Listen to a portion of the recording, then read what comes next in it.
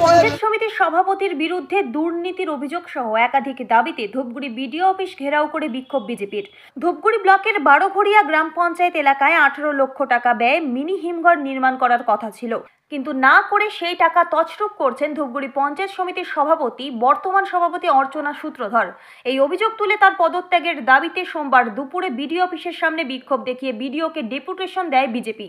পাশাপাশি বিজেপির আরও অভিযোগ, মাগুরমারি 2 নম্বর গ্রাম পঞ্চায়েত প্রধান 15 ফিন্যান্সের 32 লক্ষ টাকার হিসাব দিতে পারছেন না। মাগুরমারি 1 নম্বর গ্রাম পঞ্চায়েতের প্রধান সরকারি চাকরি পেয়েছেন। বিজেপির ডেপুটেশন ঘিরে যাতে কোনো রকম অপ্রীতিকর ঘটনা না ঘটে সে কারণে বিরাট পুলিশ বাহিনী মোতায়েন করা হয় বিডিও অফিস চত্বরে। এদিন মিলপাড়ার দলীয় কার্যালয় থেকে মিছিল করে বিডিও অফিসের গেটের সামনে বিক্ষোভ দেখায় বিজেপির নেতাকর্মীরা। পরবর্তীতে প্রতিনিধিমূলক কয়েকজন গিয়ে বিডিওর কাছে ডেপুটেশন তুলে দেন। ধূপগুড়ি থেকে ভাস্কর মহন্তের রিপোর্ট, আমাদের টিভি। বারোঘড়িয়া জিপিতে একটা মাল্টিপারপাস হিমঘর হওয়ার কথা ছিল এবং সেই পথের সাথে যে সেলফ হেল্প গ্রুপ, সেই গ্রুপের সভাপতি ছিলেন বর্তমান ধূপগুড়ি পঞ্চায়েত সমিতির সভাপতি অর্চনা সূত্রধর।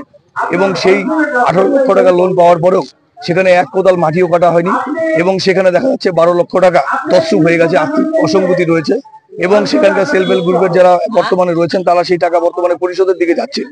এমতো অবস্থায় সেই হিমঘর তো দূরের কথা, এই সভাপতি সেই টাকা আত্মসাৎ করেছেন, তার বিরুদ্ধে আজকের আমাদের ভারতীয় জনতা পার্টি ডেপুটেশন। আজকে আপনারা জানেন যে মাগুরমারি 2 গ্রাম পঞ্চায়েত তৃণমূল কংগ্রেসের পরিচালনায় সেখানে লক্ষ্য করা গেছে 15 ফাইন্যান্সের 32 লক্ষ টাকা সেখানকার প্রধান সেটা সদুত্তর দিতে পারছেন না, সেই টাকা ইউটিলাইজেশন হচ্ছে না এবং সেই টাকা নাকি অন্য খাতে খরচা হয়ে গেছে, তিনি কোনো সদুত্তর দিতে পারছেন না। পঞ্চায়েতরা বারবার বলা সত্ত্বেও, বিরোধীরা বারবার আন্দোলন করার পরেও তিনি কোনো সদুত্তর দিতে পারেননি। বিডিও থেকে শুরু করে এসডিওকে চিঠি করার পরেও, ডিএমকে চিঠি করার পরেও তার কোনো সদুত্তর মেলেনি। তার বিরুদ্ধে আজকে আন্দোলন। আজকে আপনারা জানেন মাগুরমারি 1 নম্বর গ্রাম পঞ্চায়েতের তৃণমূলের প্রধান, তিনি সরকারি চাকরি পাওয়ার পরেও সেই চাকরি তিনি না করে সেখানে তার শাশুড়ি চাকরি করছে, তার বিরুদ্ধে ভারতীয় জনতা পার্টি আন্দোলন।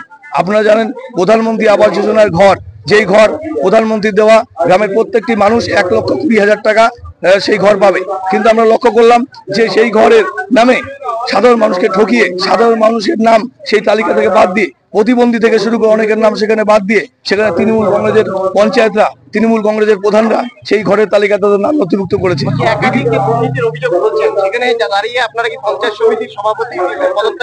আমরা পঞ্চায়েত সমিতির সভাপতির যেরকম পদত্যাগ দাবি করছি, সেরকম এই বিডিও যদি সদর্থক ভূমিকা না নেয়, আইনানুগ ব্যবস্থা গ্রহণ না করে, তাহলে আগামী দিনে এই বিডিওকে পার্টি করে এবং পঞ্চায়েত সমিতির সভাপতির বিরুদ্ধে আমরা কোর্টে যাব, কোর্টের দ্বারস্থ হব। কারণ পশ্চিমবঙ্গের বর্তমানে প্রশাসন বলে কিছু নেই, বর্তমানে তৃণমূল কংগ্রেস আর প্রশাসন একই অবস্থায়।